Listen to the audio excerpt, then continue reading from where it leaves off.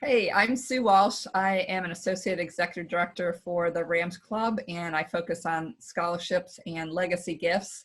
I am a proud 1984 Carolina alum and former UNC swimmer. And I'm Karen Shelton. I am the Lucky Field hockey coach here at Carolina. Just completed my 39th year here and was a member of the 84 team and the 1980 team as well. I'm Jill Shippey. I'm a member of the track and field team here at UNC. I'm a junior, a thrower, and I'm really excited to be here. Hi, I'm Grace County. I'm a sophomore and I'm a swimmer here at UNC, and I swim freestyle and backstroke. So it was really interesting, y'all. I'm glad that we're able to have this conversation. Coach Shelton and I had a very similar experience in 1980. I was actually 17 at the time, swimming for a local club team up in Buffalo, New York, and was really just sort of coming onto the scene. I wasn't a household name at that point, but my trajectory was pointing me towards making the 1980 team. I actually had swum the fastest time in the world in 1979, the year before, and felt pretty good about my chances for making the Olympic team.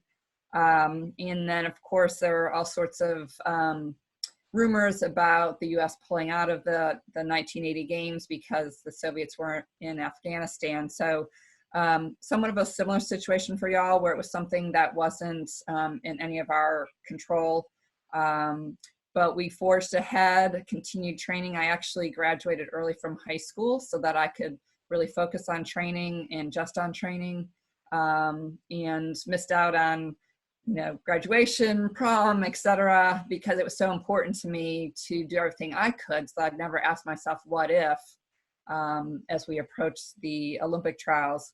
And then I believe it was January of 1980, I remember sitting in front of the TV watching as President Carter announced the boycott. And I mean, actually, as I say that, I just got goosebumps. I didn't understand really probably what that meant as a 17-year-old. I didn't know much about foreign affairs, didn't really understand how that decision would impact the global situation, but continue to be somewhat hopeful that there'd be some sort of miracle that the Olympics for the U.S. athletes would still be a possibility. We didn't have our trials until June of that year. And so I just kept on training. And then unfortunately, about a month later, ended up coming down with mono. So I had sort of a double challenge in front of me. The U.S. Olympic Committee, of course, affirmed the president's decision to boycott, but swimming was still going to go ahead with their trials in June. I didn't know at that point what my chances were. I don't know how many of you have ever had mono. Mine was a pretty severe case, so I was totally out of the water for several weeks and spent the whole time pretty much using mental imagery and visualization to help me prepare for my races, because I obviously couldn't prepare physically. And I really think that ended up being a blessing in disguise, because that became one of the things that I was very good at, and I was able to separate myself with some of my competitors as my career went on. Long story short, ended up making the team in 1980, and was really proud.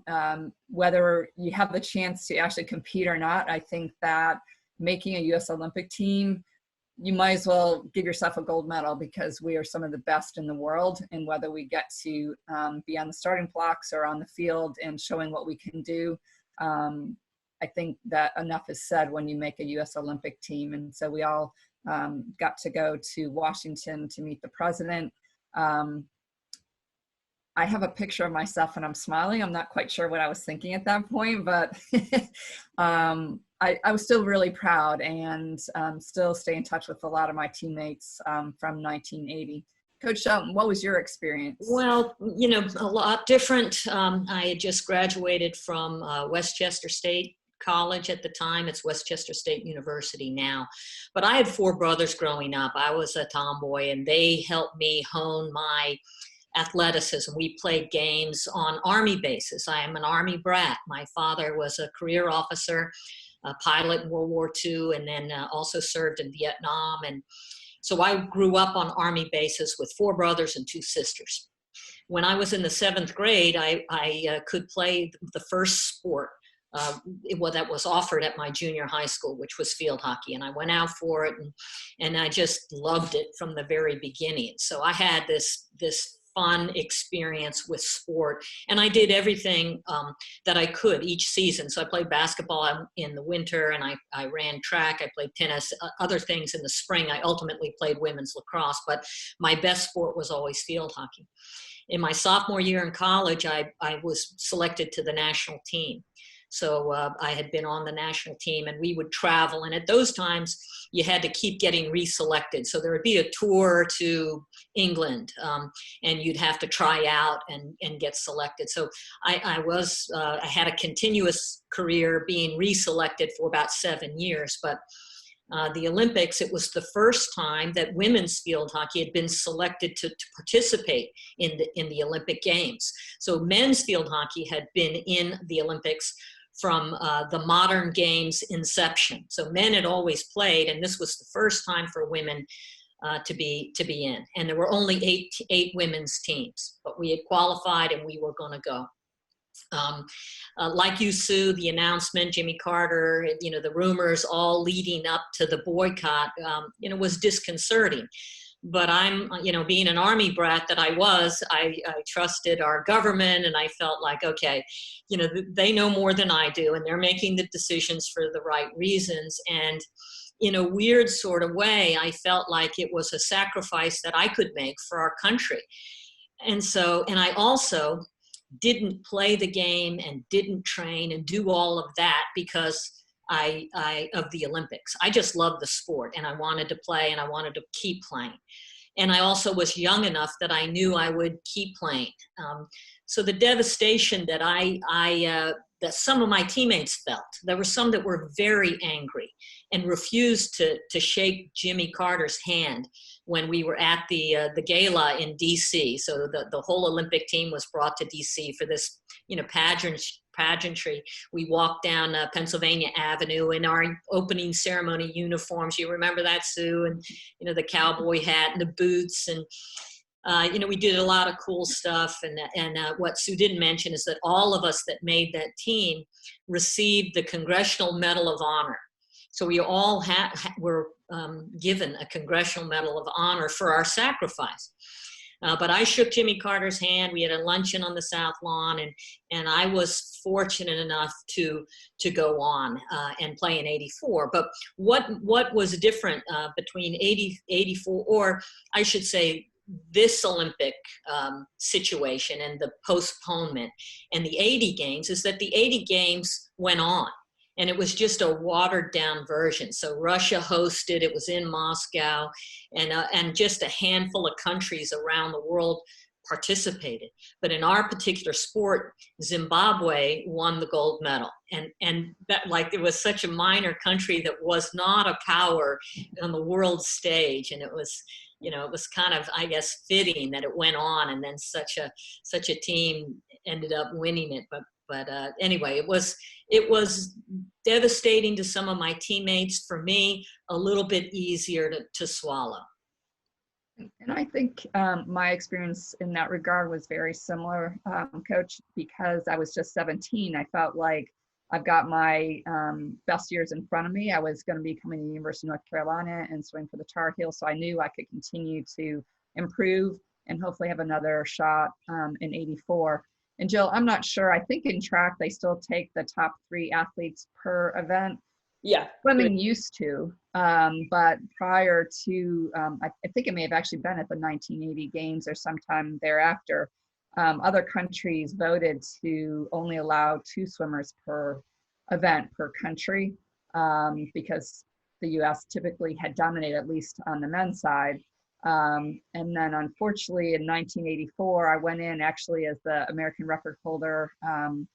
I had won several NCAA championships in my particular event, the 100 backstroke, but came down with a sinus infection at Olympic trials, and I ended up getting third by 100th of a second. So I missed making the 84 team. And it kind of hit me that 1980 really caused me a lot of disappointment, not only for not being able to go in 80, but then with the outcome of my 84 trials experience. So both Coach and I can certainly understand what you all are feeling. When y'all heard that the games were going to be postponed, what were y'all's thoughts? I mean, personally, like, I didn't think it was going to happen. I was like, oh, it's the Olympics. That's going to go on no matter what. Like, it's the Olympics. But once, like, they released that, like, they were considering it. And I know, like, Japan had announced, like, no, like, we're doing it. But then we actually got an email.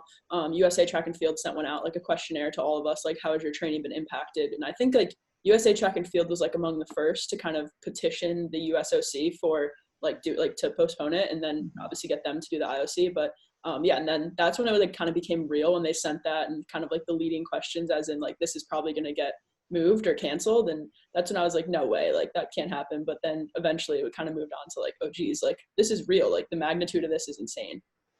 Ultimately, I saw on like Instagram and on social media that a couple countries had to like pull out of the Olympics, and I was like, that's kind of weird. Like I was just still kind of grasping this whole coronavirus situation, and I didn't really think it would kind of continue to spread and worsen throughout the United States. I'm sure we were all very uncertain at the circumstances, but I was in shock. I didn't really think that they would cancel it or postpone it or whatever, but I think that it was the best decision for us to make in this circumstance. And I think that it will provide people new opportunities to possibly get an Olympic trial time standard if they hadn't gotten it yet. And I know that they are I think they're making the time standards faster. I don't really know if you know much information on that, but yeah, so it'll give people more opportunities and it'll provide us another year to train, which I'm thankful for. I don't know, Karen, what you thought when you heard, but I had a very surprising reaction. I'm 40 years removed from the 1980 boycott, and I found myself getting really irritable, and I didn't understand why. And it dawned on me a couple of days later, I felt like I was well past the 1980 boycott, but I think that sort of experience stays with you no matter how many years separates you from that actual event. And it was really sad. I mean, I not for myself, but sad for the athletes and understanding what they were going through. I guess my advice to you guys, and it sounds like your heads are both in a good place and looking forward to the opportunity because it's still in front of you. It's just delayed a little bit. But I guess my advice is to really enjoy the process. The good that comes out of this coronavirus is that the thing that we love the most is taken away from us for a period of time. And so just to stay positive and control the things that you can control and just get back to it and love it. And it sounds like you guys are there. So keep it up.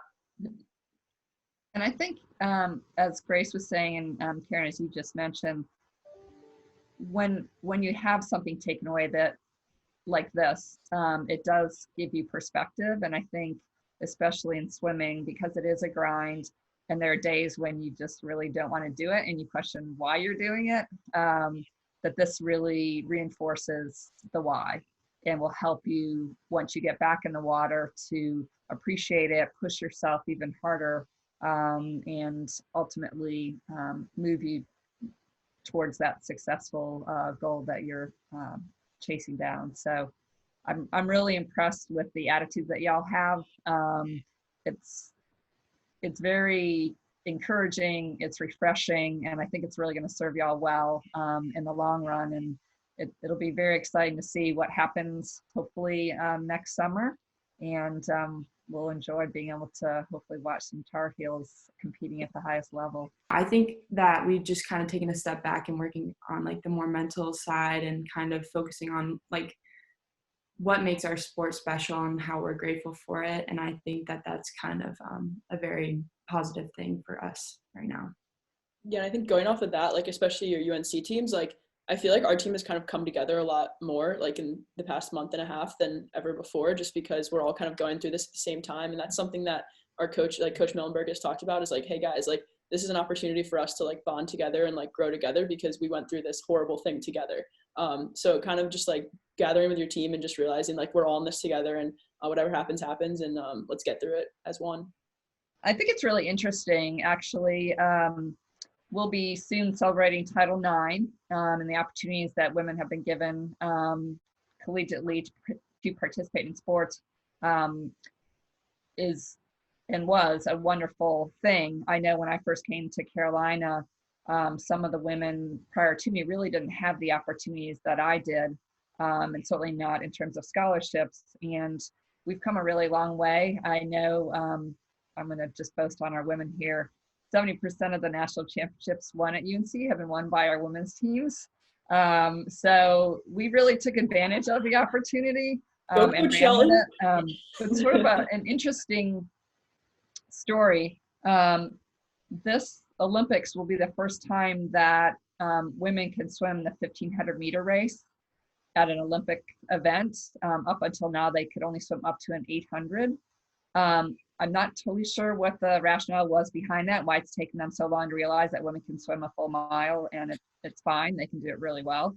But initially, when women got involved in swimming, they weren't judged based on their times. They were judged based on their form, because they felt that a sport that pushed the body too much was detrimental to a female. So I'm glad that they realized that we can handle it. And Jill, this is coming from you. We can handle it like the guys. Yeah. And so I think that having women compete on an international stage, just like the Olympics, does show just what we're capable of, and not just athletically, but in a lot of respects.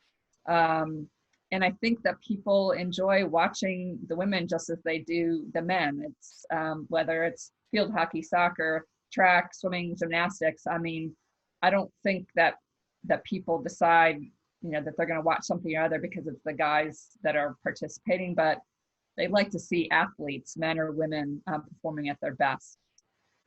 And I think the Olympics is the huge platform for that, to inspire young girls that are watching from home. There's a nationalistic pride, and it draws a huge audience. And I think it's so important for women's sports to have that platform. The ACC network and the Big Ten network, things are getting much, much better for our sports to get that kind of exposure, but nothing's better and more meaningful to our country than the Olympic Games. It draws the biggest audience. And so, for us, Sue and I growing up, to have the names like, Mary Decker and, Nadia Comaneci, that people all of a sudden would pay attention to gymnastics and, just the marathon runners. It's been really important for the growth and the development of women's sports to have the Olympic Games televised like they are.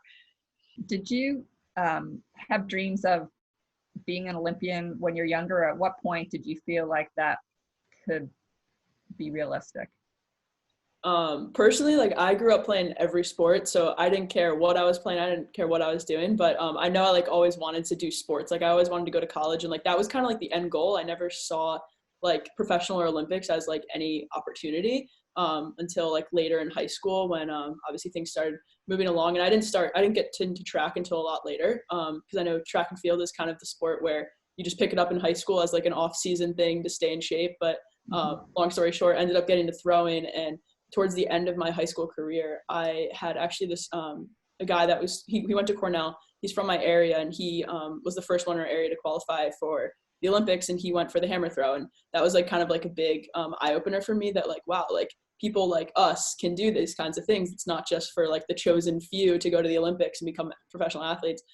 So that was kind of like my like eye opener into the Olympic Games and the opportunity that I could have. And after watching the 2016 Olympics and seeing like, geez, like that, like 4 more years until that's like us, and who knows like what's going to happen in the future.